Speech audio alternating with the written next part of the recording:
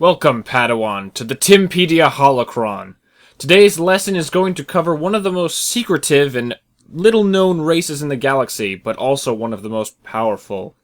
Today we are going to be discussing the race that spawned Grand Admiral Thrawn, one of the most brilliant military leaders in recent memory. We are going to be talking about the Chiss.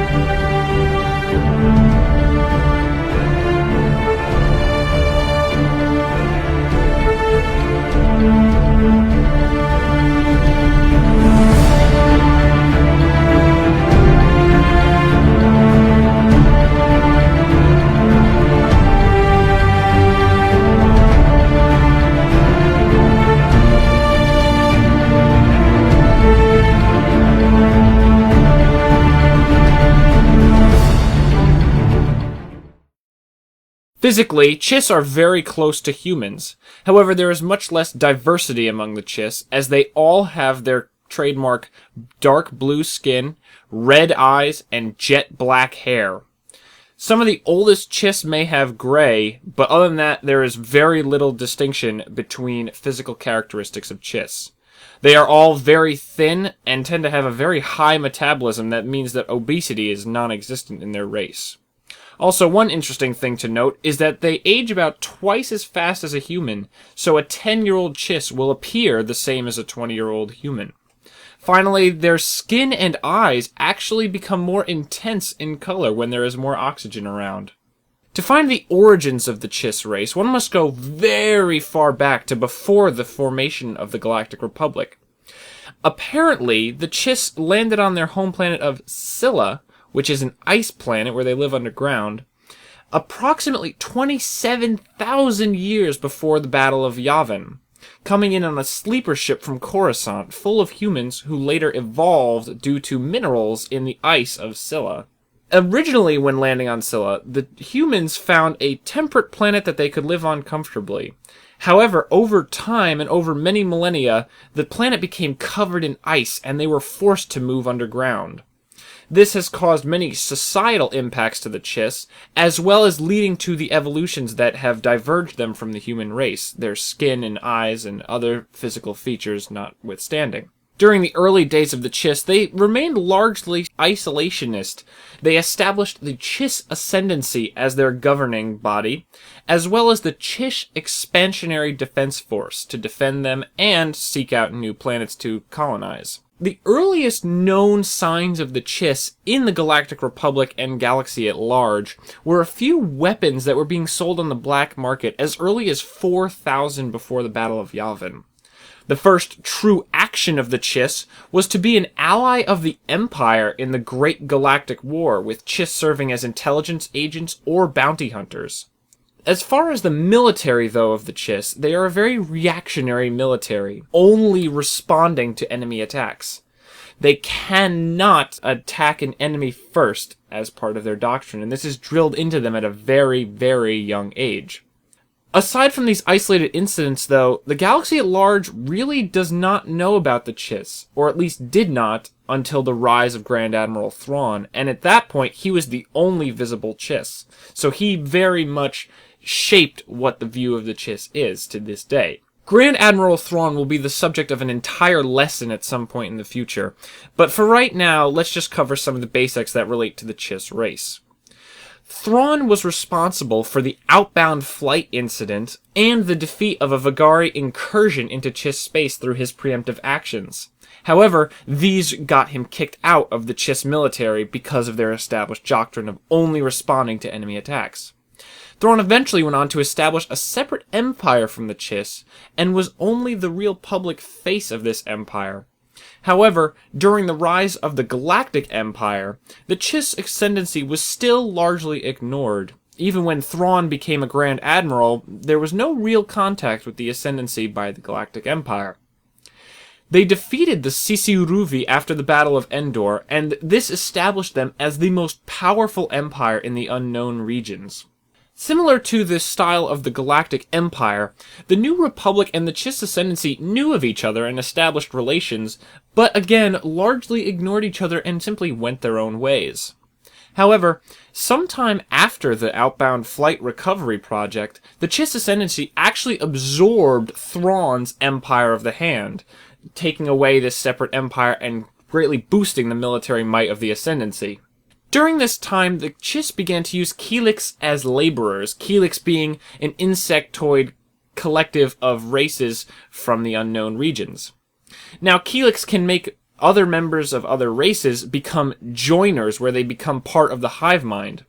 The Chiss took efforts to protect themselves from this when they began to use the Keelix as laborers, but they were sabotaged by unknown parties, and two whole ruling families of the Chiss became joiners, leading to almost civil war, but it was resolved peacefully just before the Yuzhong Vong invasion. During the invasion, small Chiss forces were seen aiding Imperials in some encounters with the Vong.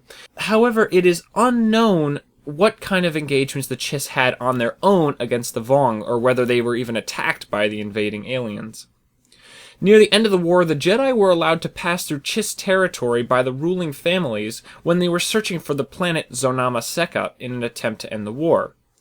After the defeat of the Vong, a few years later, the Chiss engaged in a large-scale war with the Keelix due to aggressive expansion by the Keelix, which threatened Chiss space. However, eventually this was resolved peacefully by the Jedi, though many losses were occurred both sides. After this, the Chiss became allies of the Galactic Alliance and were actually made a protectorate of the Alliance. However, they were never fully absorbed into it. However, during this latest war with the Empire, the Chiss were forced to leave the Galactic Alliance and side with the Empire because the Imperials promoted a Chiss diplomat very high into their ranks, and the Chiss could not be seen to abandon their own. They actually became an Imperial affiliate after the defeat of the Galactic Alliance, and were actually allowed to remain separate but below the Empire when Darth Krayt took command. At the end of the war, however, status is still unknown within the Chiss Ascendancy. No one really knows what is going on in there, and hopefully we will find out more soon. Taking a look at the society that the Chiss live in for a second, the Chiss Ascendancy is ruled by the ruling families. However, these are not families in the normal sense of the word. They are not a biological bloodline, more a different name given to governmental sectors. The number of families has actually fluctuated wildly over the millennia of the Chiss Ascendancy, going as low as 3 at some points and as high as 12, with the usual number being somewhere around 9. There is often very high tension between these families as they vie for power within the Ascendancy. Each family is headed up by an aristocrata, and they promote very strong loyalty amongst their houses. Family members could be let go from the family, as well as outsiders who gain great status within the military, being called trial-born family members. The Defense Force actually cast the deciding vote if the families were deadlocked over an issue, though this only occurred when there was an even number of families. Otherwise, the Defense Force actually had no direct influence on Chiss politics. The Expansionary Defense Force was broken into 2 main categories, the Defense Fleet and the Expansionary Fleet, as well as phalanxes for each colony and each house, which were smaller than each fleet in its own regard. The Syndic was the highest military rank to be achieved in the Chiss Ascendancy hierarchy, which was the commander of an entire phalanx. The primary language of the Chiss is Chun, very complicated language for outsiders that is almost impossible to learn, while the Chiss can learn languages like Basic with relative ease. The naming conventions of the Chiss are very interesting. They have 3 parts for formal occasions, as well as a core name made up of their middle name and the last letter of the first name and the first letter of the last name, which is used for familiar conversation. The first part of a Chiss's name is actually their family that they belong to. However, this name can be removed upon achieving a high rank in the military to provoke military disconnection between the rest of the families. Overall, the Chiss are a very logical, disciplined, and calculating race, which, as I said earlier, dates back to the times when they were on Scylla, buried in the ice, fighting for survival. They had to very seriously crack down and be very disciplined if they wanted to live in those harsh environments. Interestingly enough, the Chiss do not really have much currency of their own. The state provides everything that is needed, and there is no real money or actual bartering or trading in the society, merely the transfer of resources as directed. Finally, let's look at the technology of the Chiss. Because they were isolated for so long in history, they actually developed along similar yet strikingly different technological paths. The Chiss still use hyperspace to travel quickly, but they rely on beacons so that their ships can jump from point A to a beacon instead of a general coordinate point. There are actually no droids in Chiss society because they were thought of as slow and stupid and inefficient compared to organic beings. There is plenty of automation, just no droids though. In fact, in the few times that Chiss have come across droids, they are often very distasteful of them and often look down upon those who use droids to do their work. Instead of ion cannons, Chiss tend to employ a device called a shock net, which are literally huge space nets designed to snag smaller frigates and starships, as well as block missile fire. Instead of the blaster, Chiss use maser beams, which are very similar, but have much more of a kinetic punch to it, though they cannot have a stun setting. There are also a number of cases where Chiss and non-Chiss technology has been blended together to have great effect, specifically the Chiss Clawcraft, which bends the TIE design into Chiss technology, equipping the TIE with much more powerful shields, a hyperdrive, and masers for that added punch. In summary, the Chiss are a very advanced but isolated people who, as a whole, have contributed little to galactic events in the core other than Thrawn. However, they are the vanguards of the unknown regions, keeping the center of the galaxy safe from many marauding alien races that are out there, without the center of the galaxy even having an idea that they exist. The Chiss are often forgotten, but wrongly so. They are a very tough, disciplined, and resilient people who should be studied and learned from at length. And if you ever have the chance to come in contact with the Chiss, I suggest you get to know them as well as you can, because you might not get the chance ever again.